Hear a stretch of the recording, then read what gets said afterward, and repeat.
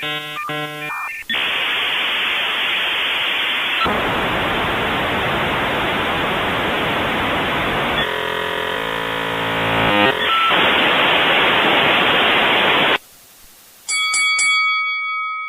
can't do it. Okay. We'll do it live. Okay. No. We'll do it live. F it. Do it live. I'll write it and we'll do it live.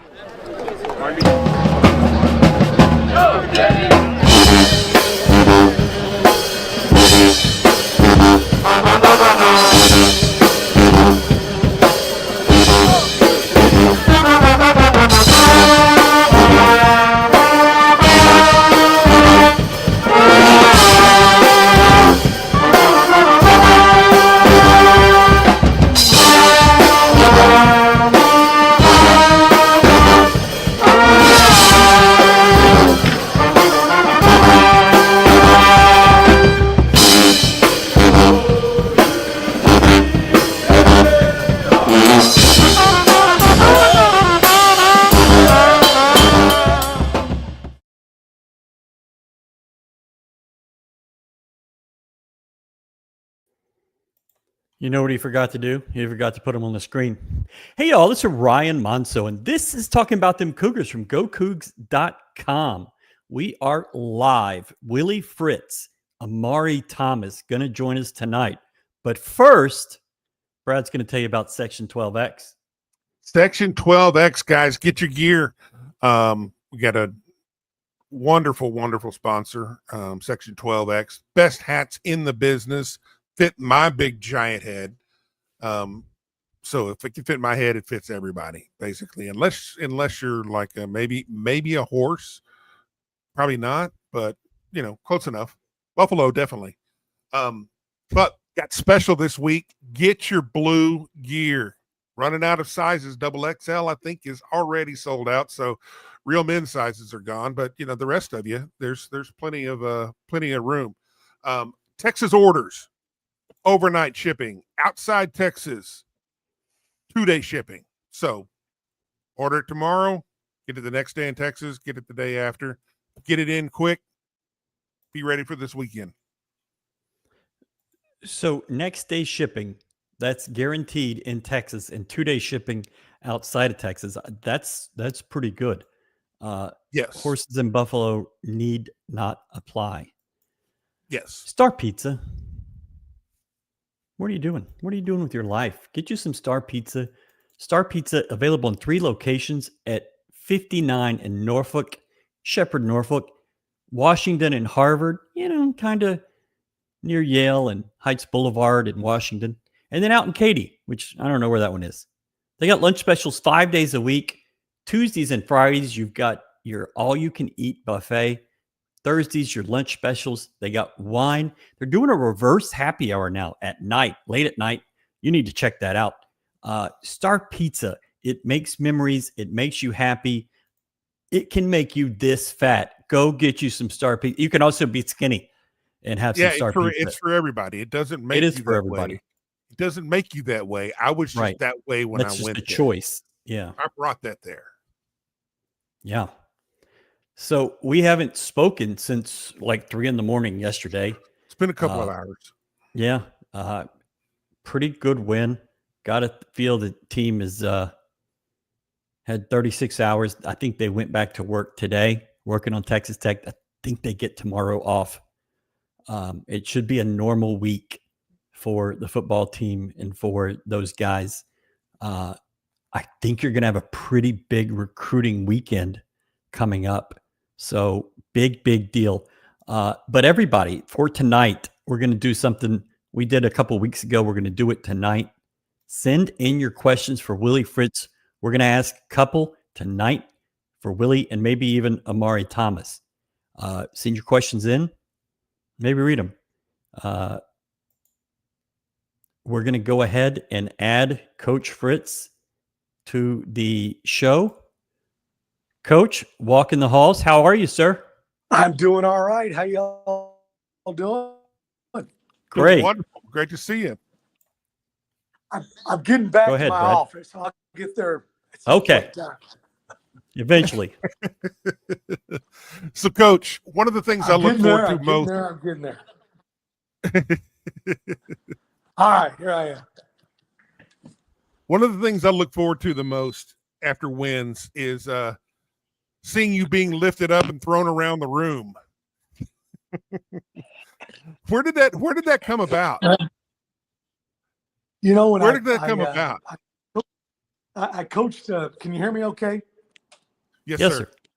Okay, good. You know, I coached years ago at a place called Coffeyville Community College, and we used to kind of do that song after games. And then when I became a head coach at Blinn in 1993, I started doing it then, and I've done it ever since. And people always ask me, "Aren't you worried they're going to drop you?" I tell everybody I only do it after a win. I don't do it after the other outcome. So they catch me on those games. I'm going to be honest, though. You look a little scared here. Oh, I like. You look a little frightened. Maybe a little worried that they're going to do it. Maybe a little worried. All right. And I love it so much just because, you know, you only get 12 of these. And so every one of them are huge. Yeah, I talk about that all the time with the guys. That, you know, they work, 300 and probably 30 or 40 days a year, for these 12 opportunities. And we're only guaranteed 12 of them. And I think the other day I told them, hey, after 3.5 hours right before we went out to play this last ball game, we'll be a third of the way through our season. And it just happens so quick. Put all this time, effort, energy into this. You want to really do a great job during this season. I talk a lot about it. In-season heroes as opposed to off-season heroes. There's a lot of guys that really give it their all in January through August, but the real time we need it is September through December. Hopefully January too, right? So, that's something that we visit with our guys a lot, just putting everything into it right now and, worrying about, academics, worrying about football, and, that social stuff will take care of itself in January. Yep. So what did you learn about your team after that tough but yet great night? We didn't play great, no question about it. We didn't start very good, and I was disappointed in that. But one thing that I'm going to talk to them about tomorrow morning, we give our guys Sundays off. You have to give one day off per NCAA rules. And tomorrow morning when we team meet, I'm just going to talk about the fact that I was very proud of how resilient they were. And on the sideline, understanding that, hey, we just got to keep fighting, scratching, clawing, and the guys kept doing that throughout the ball game, and we got stronger as the game progressed, particularly late in the fourth quarter, and we're able to pull out the W. But you got to keep pushing and scratching and fighting and clawing and doing all those things, and you got to do it the whole ball game. We're all disappointed in how we played, the first 3.5 quarters, but I was very proud of how we finished the game. You went fast on offense late in that fourth quarter. Fans are going to wonder, why can't you do that the full game? So what's the answer to that? Well, we do it at times. Obviously you had to do it right then and there because of the time constraints that you had winning the game. But, the big part of it is you go through with all these plays and, you want to make sure everybody's on the same page. That's just, if we can get 11 pluses, we're going to have a great play on offense, defense, kicking game. We've got 11 guys that are doing their assignment, what they're supposed to do. We got an opportunity to be very, very successful. Sometimes, going fast is good. Sometimes going fast isn't good. You're correct, though. It worked well for us at the end of the game. They couldn't sub. They were rushing 4. They were playing a little bit soft coverage, maybe a little bit more, and we did a good job of pass protection, in the last couple drives of the game as well. You're going into the heart of this Big 12 schedule now. Where do you see the need to improve on each side of the ball? Oh, we need to improve in all three areas. I was disappointed in the kicking game. We had 3 penalties. There's 3 too many. I thought offensively, talked about it before, we just didn't start real well. But, maybe it was, what do they call it, paralysis by overanalysis? I don't know. But we had worked on these guys for a long time. And, our opening script, we even had a couple screw-ups on that. And we've gone through that opening script of plays, I think 6 times, 6 different practices. And normally you only have an opportunity to go over your script a couple times. You kind of finalize it at the end of the week. So, we just need to do a better job of just staying on point. I've challenged the coaches. We got to make sure we're playing the right Jimmies and the Joes in the right circumstances as well. We've gone long enough in the season where we have a pretty good idea about what guys are good at and what they're not so good at, and stay away from the bad things and try to really maximize and show the great things that they do. And then also on defense, I didn't think we tackled as well as what we had the first 3 ball games. Just didn't tackle great, and had a little bit of confusion when, a few times they got the back out on us, and we had our eyes in the wrong place, and they got a few big plays out of that. Brad? With so many with injuries on the offensive line, how difficult has it been to be able to kind of shuffle guys in and out and figure out the true depth chart, and then all of a sudden have to move people around left and right? Well, that's a position I think everybody in the country doesn't have as much depth as they wish they had. David Ndukwe, unfortunately, is out for the season. He had surgery a couple days ago. So we got some guys that are playing, 2 or 3 different spots up there on the offensive line. We really got, 6 guys that were playing a lot, and we feel like we need to. We can play a 7th and an 8th guy as well. But we're really, I think the coaches are doing a good job of getting guys playing the tackle position, guard, center. You can't have enough centers. You got to have guys that can snap the football effectively. But we're trying to find the right rotation, how many plays guys are playing. And trying to really get about 2 or 3, at least 2 more guys in the rotation if we feel good that they can play Big 12 winning football. But we don't have a ton of depth there. There's a few positions we have where, linebackers, for instance, we think we could play 5 guys at those 2 spots. Right. Corners, we think we could play 4 guys at those 2 spots. But offensive line, we just don't have as much depth as we'd like. But I don't know if anybody in the country does. I was going to say, it seems like that is the hardest hit area of NIL, is that the O-line used to be a developmental position, to where you got guys coming in as freshmen, redshirt, then sit sophomore, play some sophomore, and then come on and start as juniors and seniors. But that doesn't seem to exist much anymore. No, you're exactly right. It's a tough position to develop guys. We're a developmental program. We talk about recruit, retain, develop. And one of the things we want guys to do here is have a great experience and be around here so that we can develop them. And that's the number one position. There's not very many. I've had a handful of true freshmen at all the different levels that I've coached that have walked in and started for us. It takes a couple of years for that to happen. So we need to, do a great job of keeping our guys here, getting the right guys, and developing them. And understand, though, that, you may have to find some other guys at some point in time. It's, the landscape of football has changed. You took a job and you developed guys for, a couple of years, and, then they started for you their junior, senior year, or maybe their sophomore, junior, senior year if they got redshirted.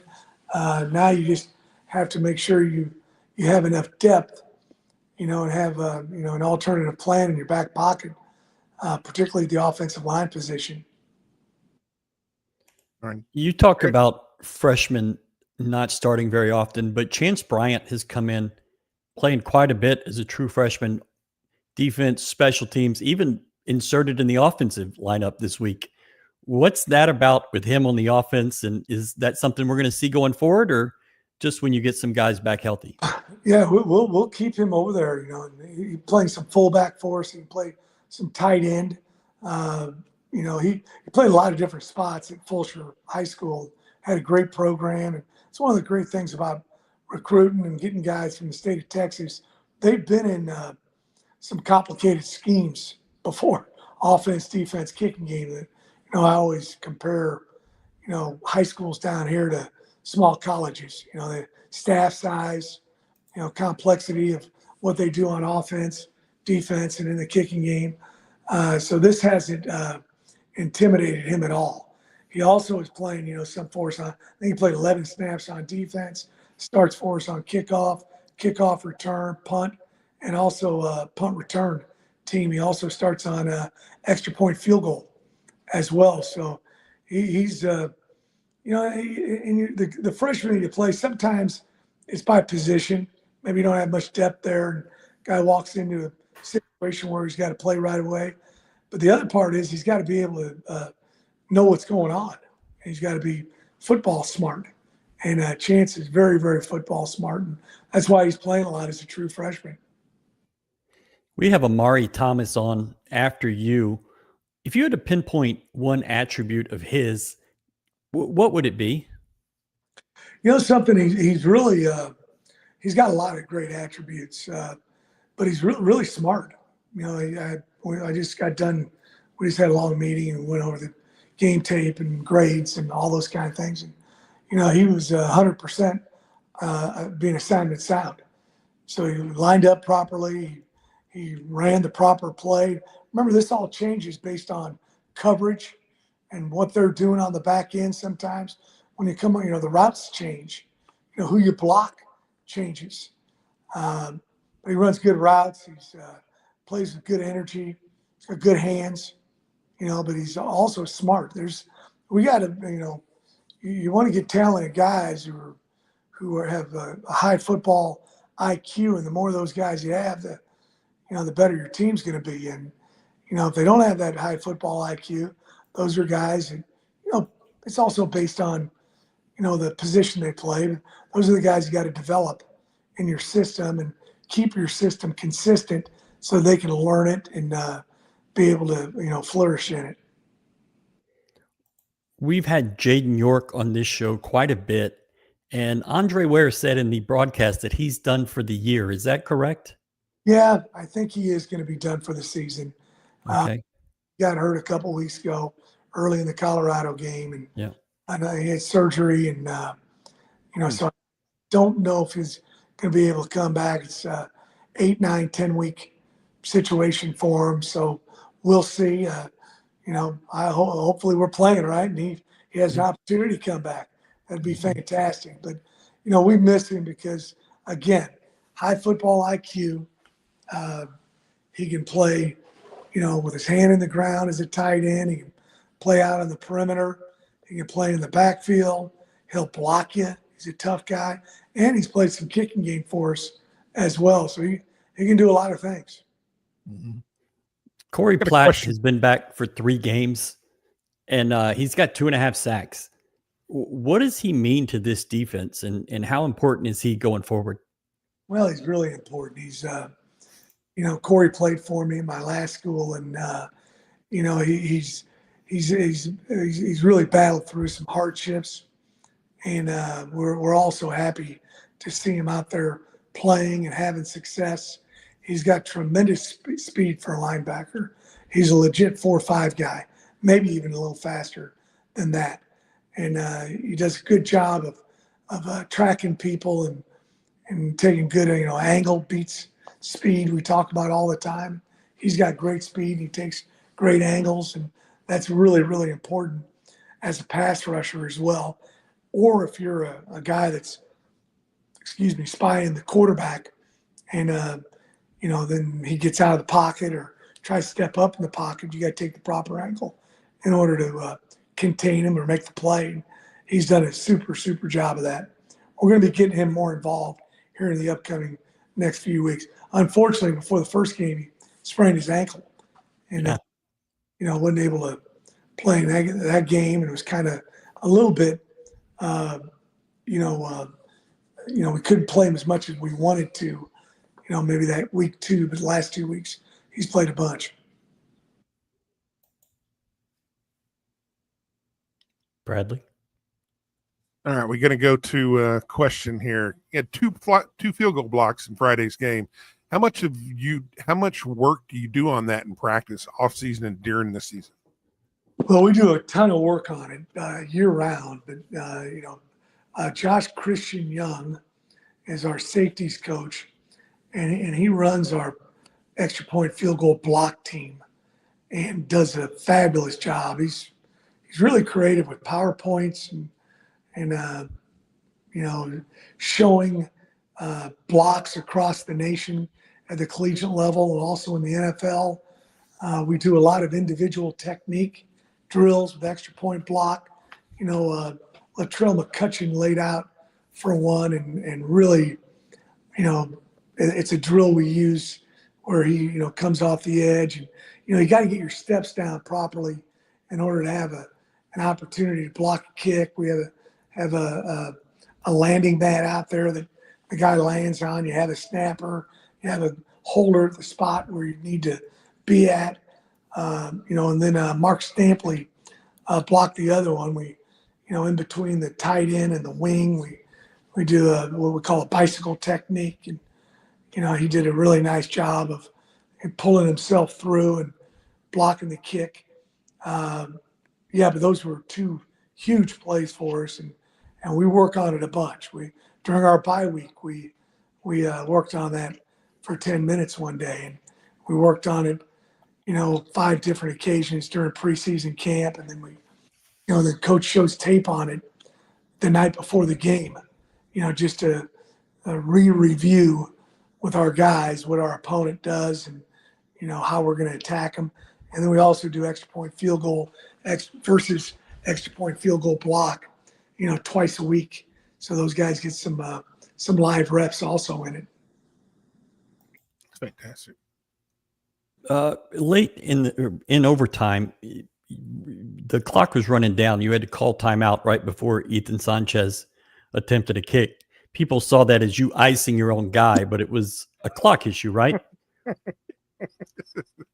Hey, somebody asked me that.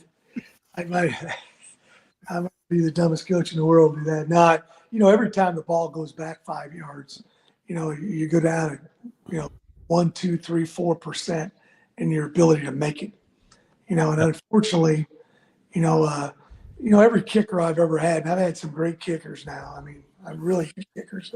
I had 2 guys that were all pro 2 years ago, but they all have their own ritual that they like to do. And we just need to get that, we need to speed it up a little bit and get it going. I think, that's a big deal, because sometimes also in field goal, you got a clock field goal, man. You got to get out there and go. There's a whistle field goal that we work on, right? But when you don't have those time constraints, you want your kicker to go through the ritual that he's done over and over and over again. And unfortunately, it looked like the clock was going to run out. I didn't want it to go back 5 yards. Fair enough. Brad, do you have anything else? I didn't know if it was a new thing to ice the kicker. Maybe he had some kind of mental advantage. No, we wouldn't. Something that you try to do. We did it to their kicker. I don't know if you remember that or not. But you want to call the timeout early enough where he doesn't get a practice kick. Right. And so we called it pretty early, and the guy, didn't get a practice kick on it. But no, we don't want to kicker. So this weekend, we got a big one coming up, and it looks like it's going to be a pretty wild one from a crowd standpoint. What are your thoughts going into this? Well, I hope we have a sellout, number one. I heard when I was talking to our athletic director, Eddie Nunez, the other day.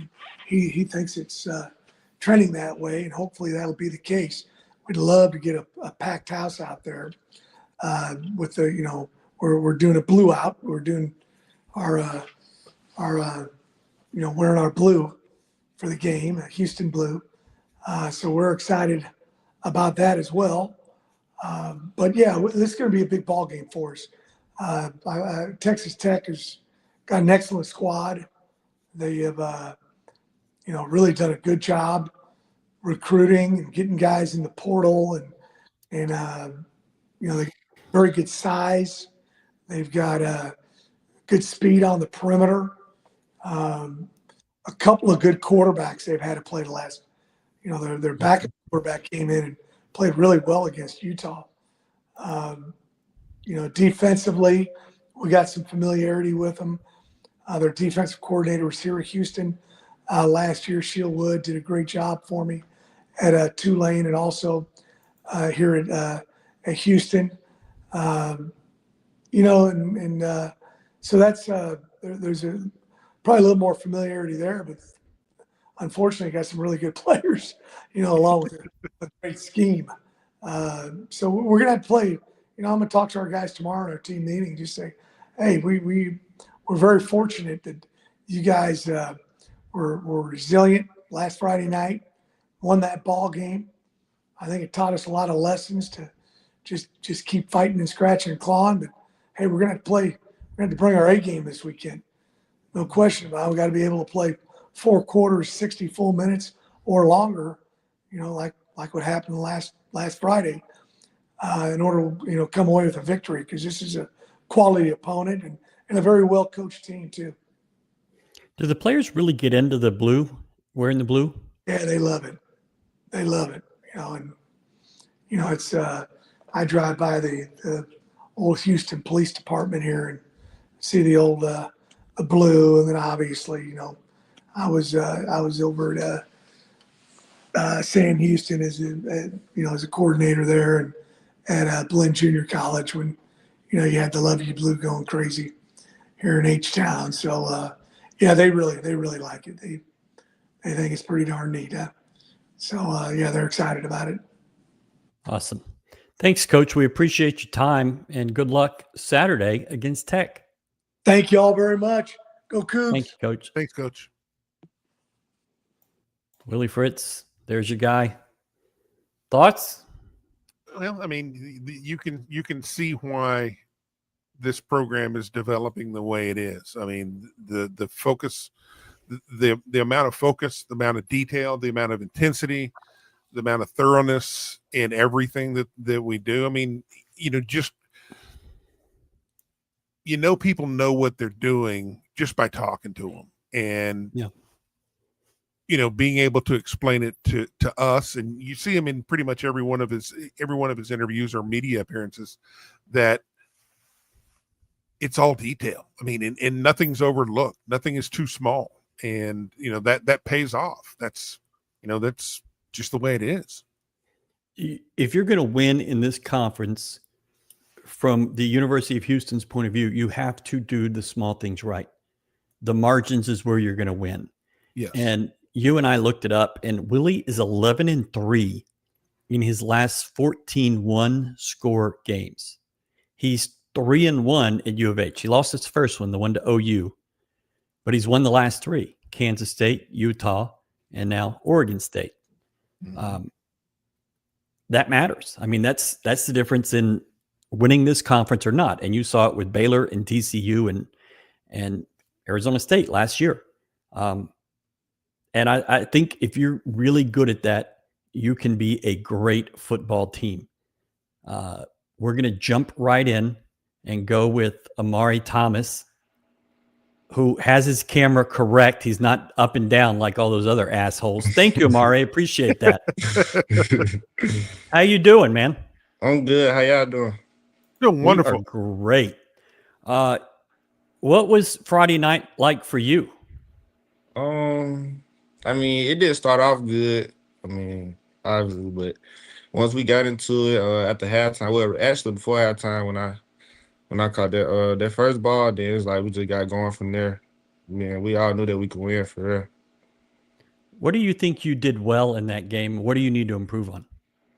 What I think I did well was just kept playing through all mistakes. I mean, I feel like we all did that, but me for sure. I mean, second play of the game, I had a mistake. So just next play mentality, I think that was the best thing I had Saturday and Friday. You're a first down machine right now. I think you have 12. Does that sound right?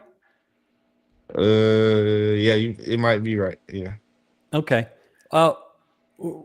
Is that something you aspire to? Obviously, you want to score touchdowns, but is being that guy that they can depend on to get that first down, is that important? Yeah, it's really important because I mean, we all practice being situational masters. So just knowing that when it's third down and we need it, right, that they can come to me and it's almost guaranteed. It's just good to be that guy. You're fourth down too. Yeah, fourth down too. Brad? So that's got to be why you wear the number 0, right? Because it's a big giant target on the chest. Nah, actually, I wore one in my last place. I had one in one, but Connor had got it, so I just went with 0. Okay. That's fair. So, this is gonna be a really in-depth, hard-hitting interview. So first real question I have out of the box after reading, a little bit up on your history is on the U of H side, it says your nickname is Glizzy. Yes, it is. Okay, you got to explain this one. So where did this come from? So back at home, me and my homeboys, we all got a group. It's called on Instagram, all our name like Mark Glizzy. We got Mario. My brother Kool-Aid, he played for the Saints. Kool-Aid Glizzy. So it's just it's all a group of us. We all play sports. We all do the same thing. So when I go other places, they call me Glizzy. Nice. Okay. So that was the first thing that stood out. What is this? These comments do not represent the thoughts of anyone involved at GoCoogs.com or any other person that's not a dumbass. Sorry about that, Amari. That shouldn't be asked. I apologize.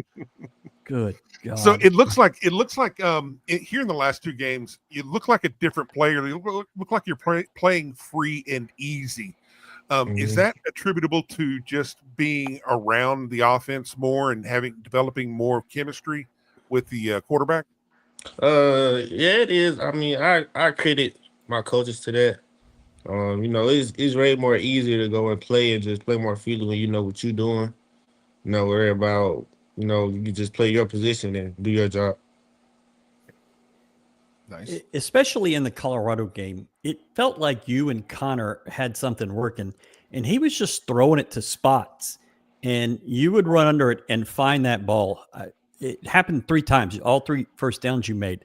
Mm-hmm. Is that something that you work on, that he has this trust in you, or did it just kind of happen that way? During the summer, I ain't gonna lie, like 95 degree weather, like me, him, Bud, all the receivers, like when Connor go on the train, we was out there with him. So I feel like it just been built up from then and practice. We practice every day. We same stuff we throw in practice, do it in the game. So it's like him throwing to that spot, and I know that he throwing to that spot, and I got to be there when it's thrown. You mentioned Boogie. What is it like lining up next to him? What is he like as a teammate, and what do you think the best things in his game are? I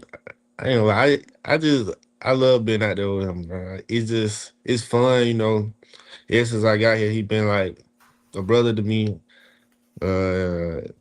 What I say about his game, he real elusive. Like you can tell on that touchdown he scored Friday, like he killed dude out the line, he was wide open. So I don't even know how to explain it. I like being out there. And who's the worst wide receiver, and why is it Mekhi Muse? What? Nah. Just kidding. You're really good at finding open space. What is it that you do? What is it in your game that allows you to find that open space?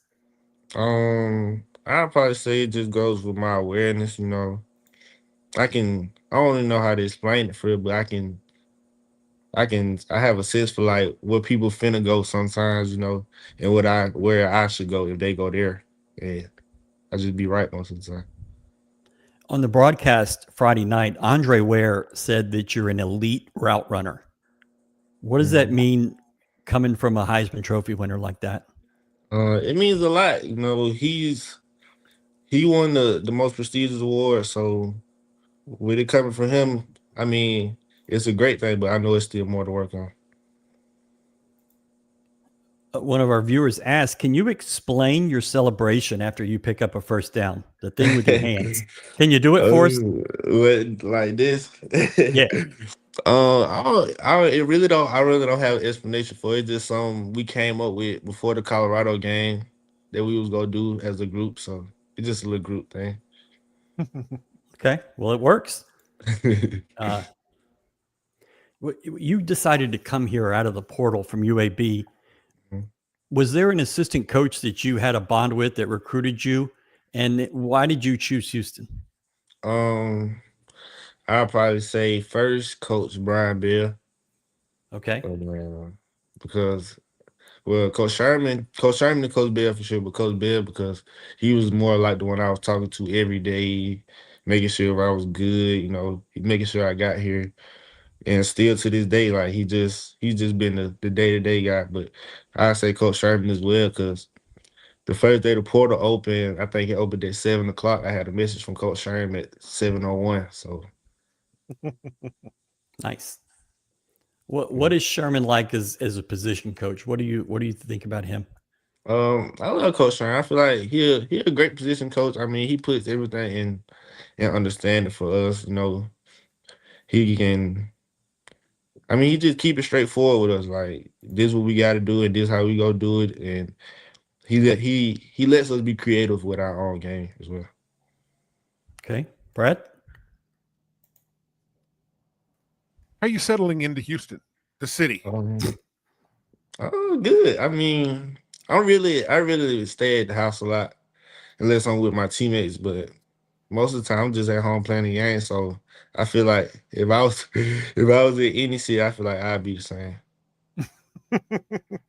So one of the things that you're going to be able to do is playing big time games, and this one coming up, it's pretty big, and it means a lot here in Houston. We've got a pretty decent rivalry going with Texas Tech.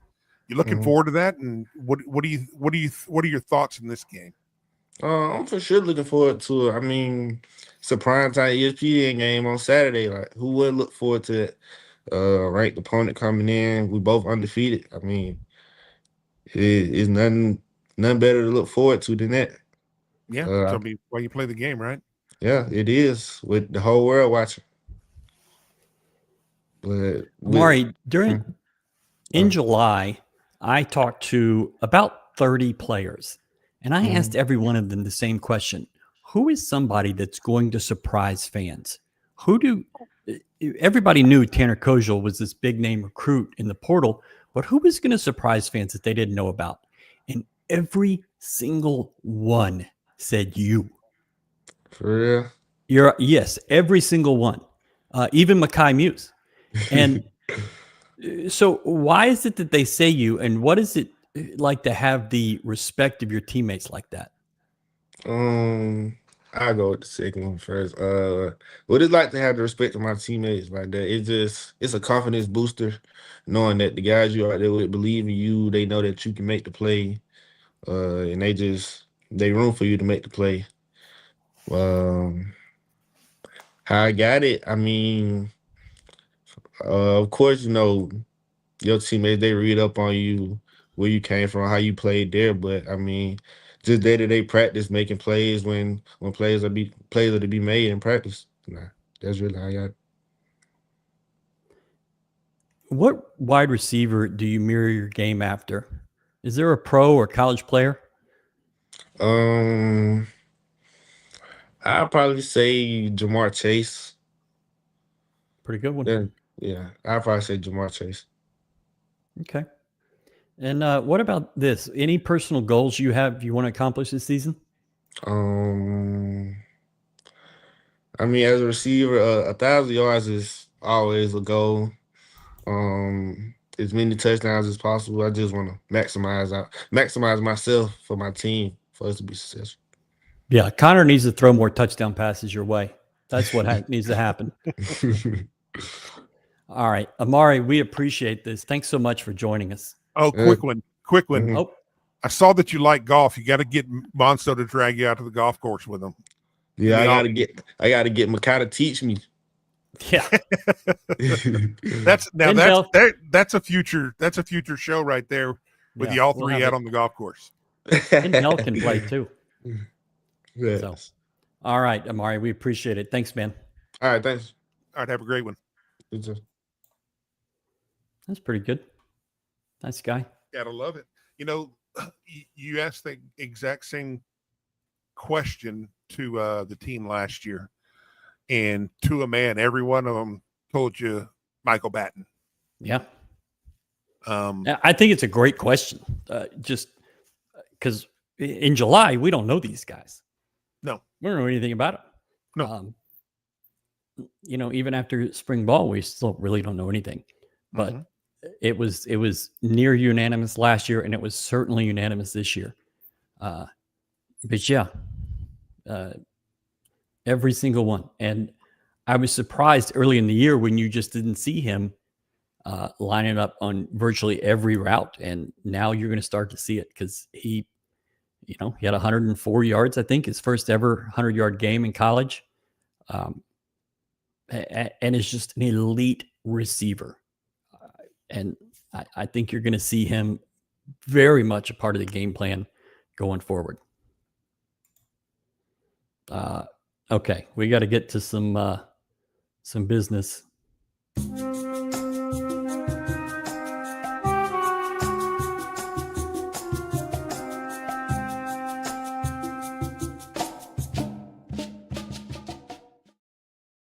Towns is too stupid, and now he's gone. See, that's how stupid. So we'll just stick here, see what happens. Sam Pittman got fired today. Sam and Willie Fritz were teammates in college at Pittsburgh State in Kansas. You had to figure he was going to get fired. A lot of people are saying that Rhett Lashley is going to leave SMU to go to Arkansas. That is not happening.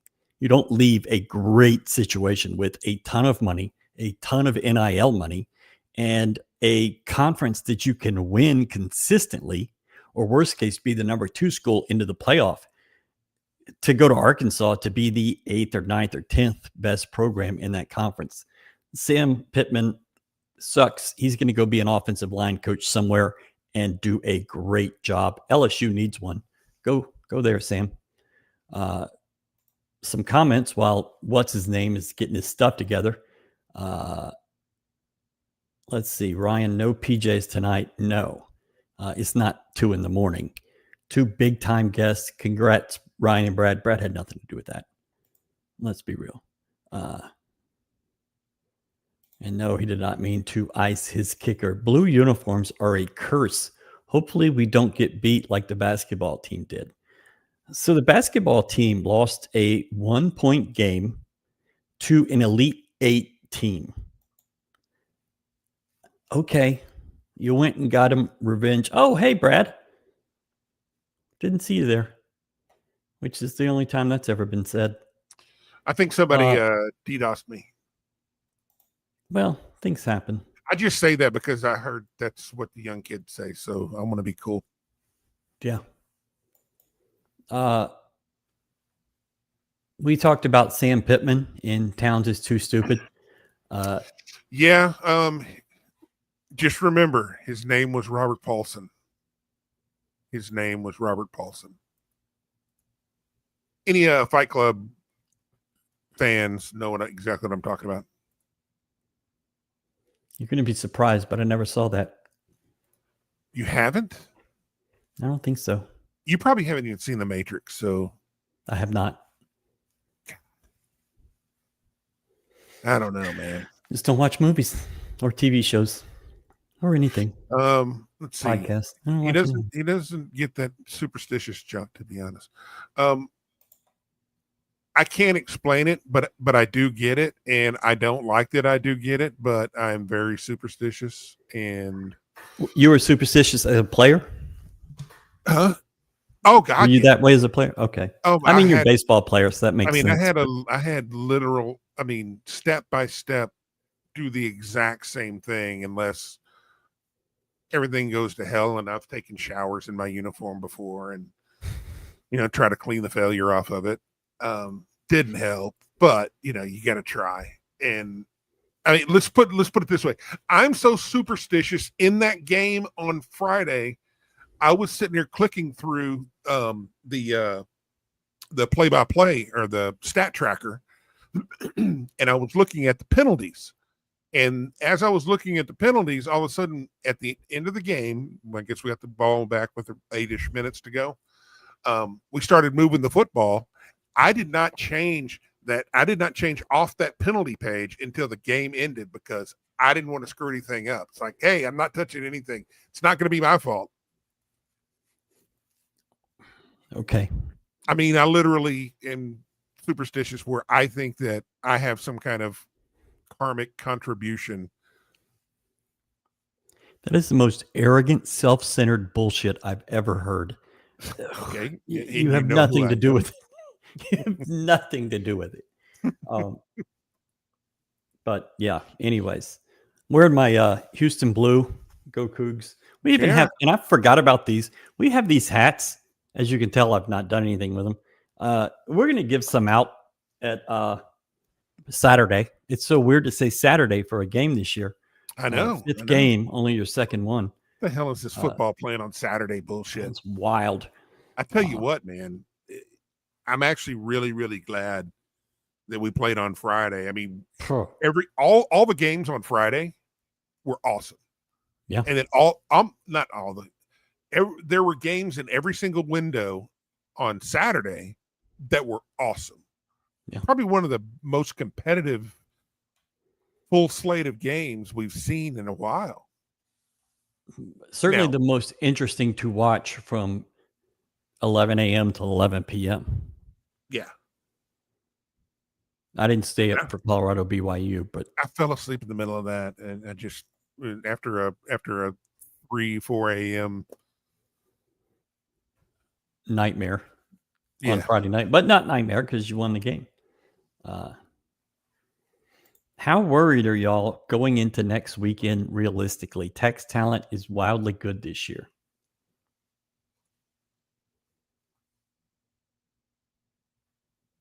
Brad, I'm superstitious, but I don't worry.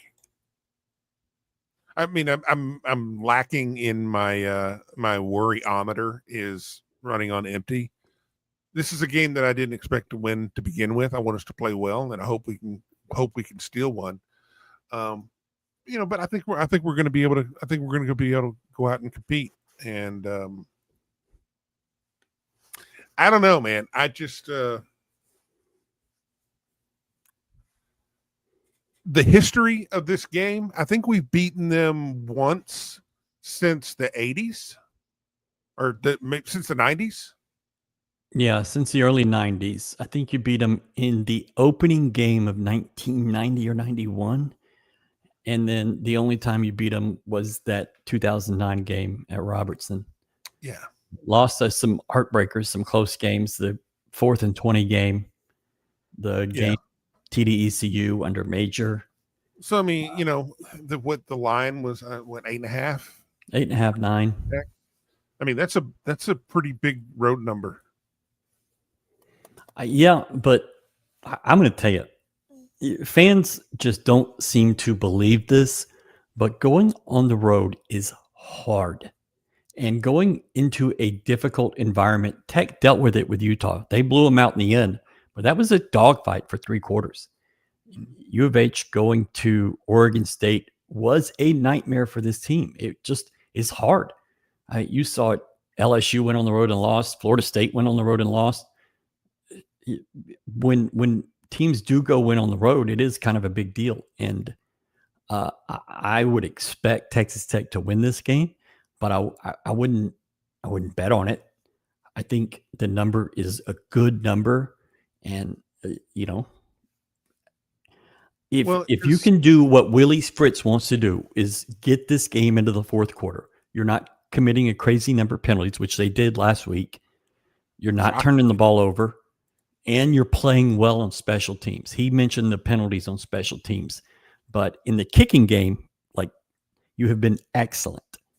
And if you clean those special teams mistakes up, the penalties, the one that brought it back from the return that Mekhi Muse had, was it U of H that got too close on a punt? I don't remember. I saw a lot of football. There was some kind of weird kick catch interference or something. Yeah, kick catch interference. He was to the side, but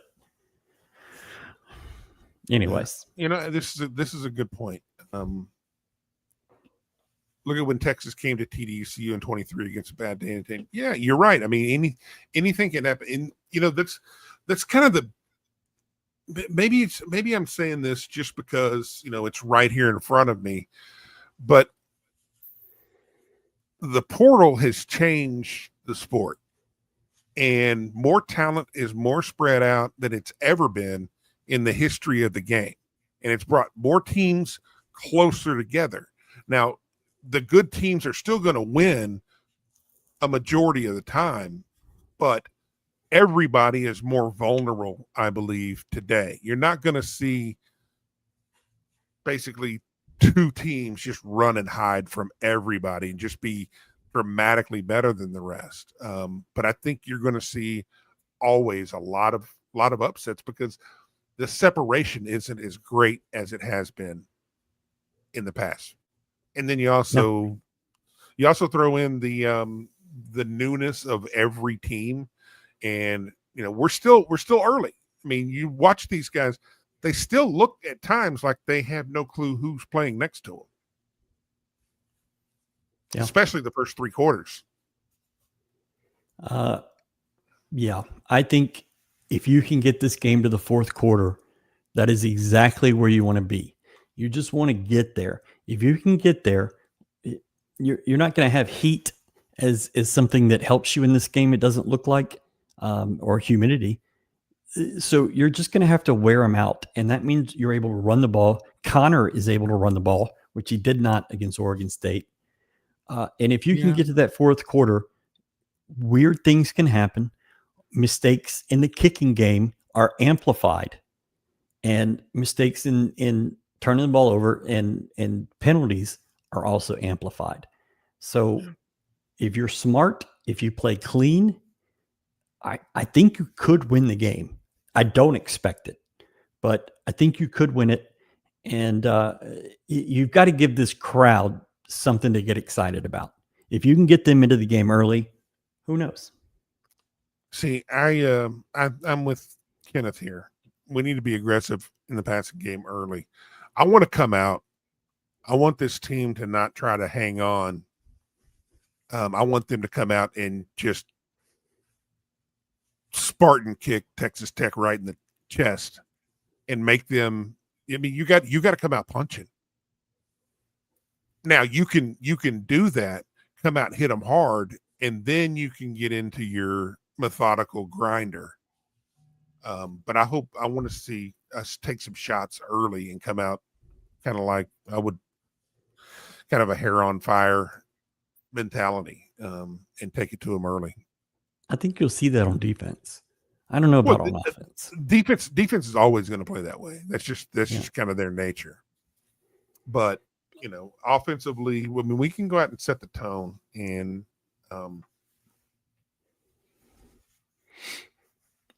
Willie's a big game coach and always has a trick or two ready for big games. U of H experienced that in 2019. I wouldn't put it past him. I think he's going to have something, and the team loves it, and they'll. I think you'll see something. Force Tech to be undisciplined, make them do things out of their element. I have no expectations for this game. Look here. Never have expectations for college kids. Don't. That's a Be Bulls game. excited when something good happens. Yay! Yeah. Don't have expectations. See, size pretty much on point there too. The house money tag game. We already equaled our win total last year. 8-4 season is huge success. And somebody asked about any predictions on our Big 12 record. I think I'm still sticking with 7. 7 Big 12 wins? No, total record. 7 total. Okay. You said Big 12 record. But yeah. My suggestion is everybody start driving to the stadium now. If you do, traffic should be thin enough that you can get in before kickoff. Otherwise, who knows? Nope. Need to wait till 6 p.m. Yeah, 5:45, leave the house. I think that's the way to do it. Is Fat Burnett available? Yes, but available has a lot of different meanings. Yes. And they did not put him out there against Oregon State. I mean, he did some damage to his hand or his thumb. And so I think you're going to see him this week. That's my guess. I think you're going to see him. He's been carrying the ball a little bit in practice, but they're not hitting. So I think they just were a little bit cautious on that. And I think that's fine. But yeah. The Tech secondary is one of the only weaknesses I see, and penalties. Got to pass and defend the pass. Yeah. I think that's pretty much always the case against Texas Tech. We'll be happy to see them compete for all 4 quarters. If we air it out, and if we try to run the ball, we're going to lose to Tech strength, the D-line, secondary not so much. Need to know what Louisiana sources are saying about what's actually wrong with Nuss. It's not that good. Here's half of it. Here's the other half. Diamond cutter. Diamond cutter. Oh, goodness gracious.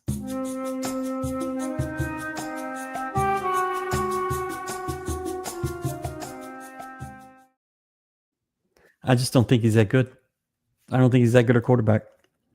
I don't think he's the quarterback to have when you have an elite defense like LSU has.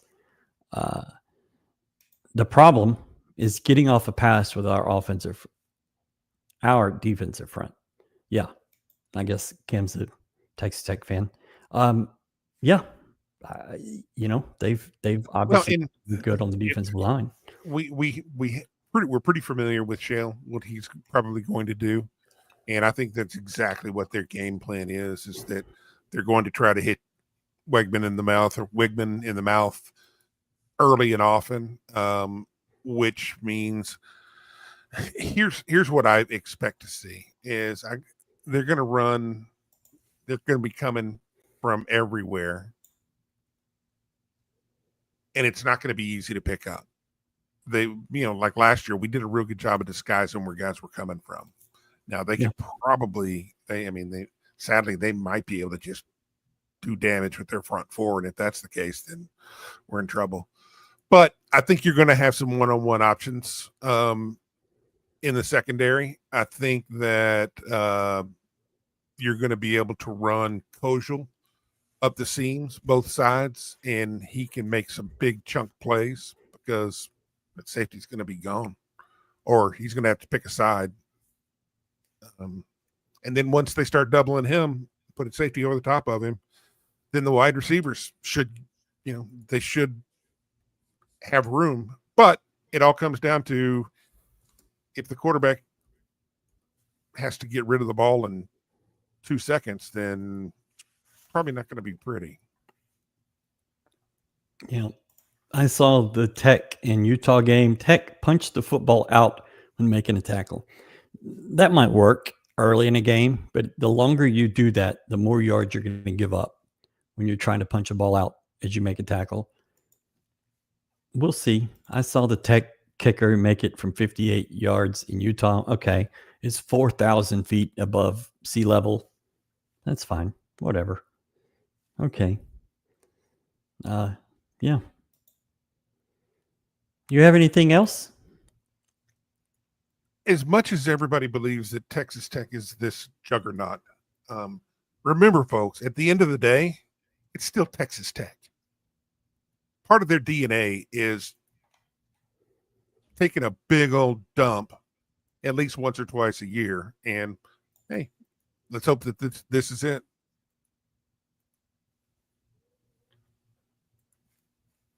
Hey, Texas Tech fans know what I'm talking about. They're going to be defensive about this, but they know that they've lived it. Yeah.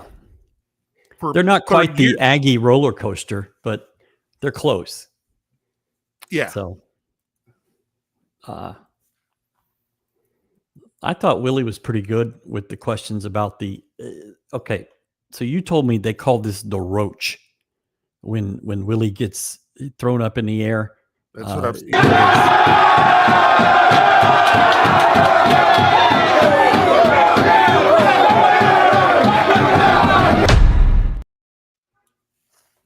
The roach, the coach roach. Yeah, he looked absolutely terrified in this one. Not going to lie. I don't know if I trust these guys to carry me like that, but good for him.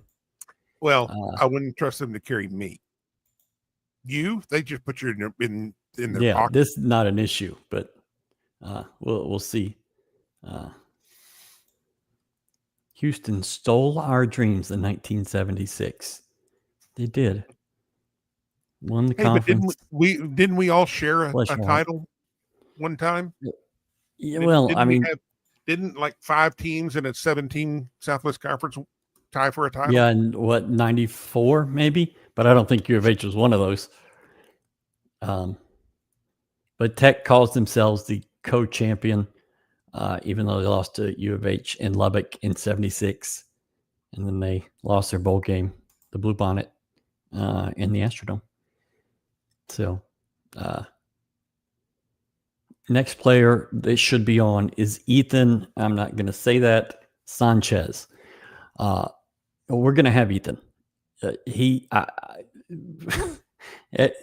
Willie went into his ritual. I got to find out about that. So they kicked that ball on 3rd down, and Connor and the offense come off the field with about 36 seconds left. And Ethan does not get into his pre-kick until 20 seconds left on that play clock. And I was like, uh-oh. And sure enough, they had to use that timeout. But yeah, that was not a quick situation. And we'll ask him. I think we've done a pretty good job of getting the players you want on this show. So yeah, people are putting stats in the comments. I'm not going to be able to read all that, but y'all get right into it. I just don't. I'm paying attention to that. And you don't pay attention to stats? I don't pay attention to yards. Yards don't matter. Because none of that, nobody wins because of yards. No. And, we're still so damn early. Yeah, it's skewed. Because Tech did not play a murderer's row early in this year. And we didn't either. We definitely didn't at all. No. So it's hard to play. It's hard to play the stat game that we got 650 yards against the Special Olympics, or we barely survived against the Special Olympics. Yes, Oregon State, we're talking about you. This is going to be awfully helpful for us in the future.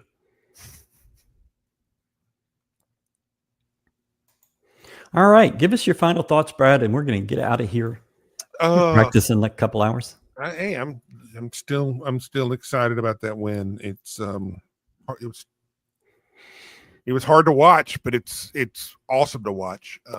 Really happy to hear from Coach tonight. It just gets me excited. Did you You going to say something? No, they moved practice back a little bit. That's going to interfere with my lunchtime. Uh-oh. I know. And, you know, they look, this is the game. This is the type of environment that we have been wanting to play in. I mean, this is the reason why we came to the Big 12. I know that people and money. Well, yeah, but this also helps with the money because, I mean, you're going to have Tech fans here too. You know, just like you have Baylor fans. The best thing about being in a regional conference and having regional rivals is you get more of that game day experience. I mean, even in the massive 100,000 seat stadiums in the SEC, you usually have a big traveling crowd. Yeah, you're going to have the 4,000. exact same thing. You're going to have the exact same thing here. But I'm willing to bet you got a sellout crowd. It's going to be raucous. It's going to be, you know, exactly what you want. We couldn't start it at 8:00 or 8:30, which we'd like to do like the last time that we beat Texas Tech, or the only time. But it'll be close. So I think the fans are going to enjoy it. I know the players are going to enjoy it, and it should be an interesting game. Just a heads up to Texas Tech fans. You want to park in the orange garage. That's going to be $80. Thank you for that money. Ninfa's is in the stadium. Trill Burger is in the stadium. But if you need tortillas, the GoCoogs.com tailgate has all the tortillas you could ever ask for. We've got them for you. Don't even bring them from home. We'll sell them to you for a good rate. Come check us out. GoCoogs.com/tortillas. Please encourage your Cougar friends to show up. I don't want to hear a bunch of Raider power chants. I do. If you had one Tech fan, you would hear Raider power. Yeah. What gives us a chance next Saturday is that we finally have a truly competent head coach. And we'll wonder if a lot of big-time recruits will be there. Yes. This is the biggest recruiting weekend of the year for football. You're going to have some for basketball and for women's basketball. Going to be a big deal. Now I mean, it's set up perfect. You got two undefeated teams. It's exactly what you would want to have. Prime time ESPN. This is a marquee game for the Big 12 itself. Isn't that wild? Yeah. Just saying. We didn't talk much or at all about the basketball Big 12 conference schedule coming out this week. I think it's okay. Obviously, people are upset that you don't get all the great games at home and the Monday nights, and those Monday nights are hard at home. I don't have a problem with it.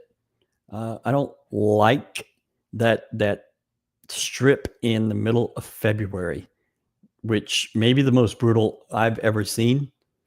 What is it? You have BYU and Utah in Provo and Salt Lake City. You come home for Kansas State on a Saturday. You play Iowa State on a Monday. You have Arizona on a Saturday, and then you go to Kansas on a Monday. That is brutal. The trips you go to Utah, and they'll probably make two trips like they did to Arizona last year. And then you come home for a game, and then you go to Ames, Iowa for Monday night. And that's a difficult trip. And then you go to Lawrence, Kansas the next Monday night. And but you do have 3 Saturdays in a row at home. That's big time late in the year. Yeah. Haven't had that very often. Certainly haven't had it last year in the Big 12. So I think that's a pretty good situation for them. Yeah. And I guess my final. You're so what happens when you're the big dog? You get a first place schedule. And and Kansas will be the preseason number 1 in the country, which is good. Again, yeah. I mean, that's happened 2 years in a row. That's just what they do. I mean, at this point, they are flying high on reputation. Because the reality of it is, I mean, they're a freaking just above middle Big 12 team. Yeah, I see. That's the thing is the rosters have changed so much that I don't know, but we'll find out soon. Yeah, I mean, I think didn't they pretty much flip their entire roster this year? Yeah, they did. I mean, they got the number one recruit in the country, and so like usual. Like usual. Thank you all so much for watching. Star Pizza tomorrow, Monday. Horrible. Big game coming up this weekend. Go get you Star Pizza. If not tomorrow, go Tuesday. Go to the buffet. Brad will probably be there. The girl that brings the pizzas out, she is sweating like crazy when she sees him. Get you some Star Pizza. Lunch specials all week. Reverse happy hour. Go get it. Get it before the game on Saturday. And Section 12X, 1 day shipping in Texas. Yes. 2 day outside of Texas? Yep. Is that what we said? Okay. Yep.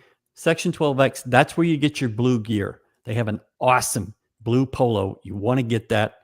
Section12x.com, Star Pizza, and starpizza.com, starpizza.net, actually. Fabric feels good on your body. Hat feels good on your bucket head. Have you not had a hat on this entire show? No. Oh, look at that. Polly Walnuts, live, hair slicked back. Thank you all so much for watching. We appreciate it, and we'll see y'all all week. GoCoogs.com. We'll see you after the game on Cats, live from TDECU. Thank you all so much.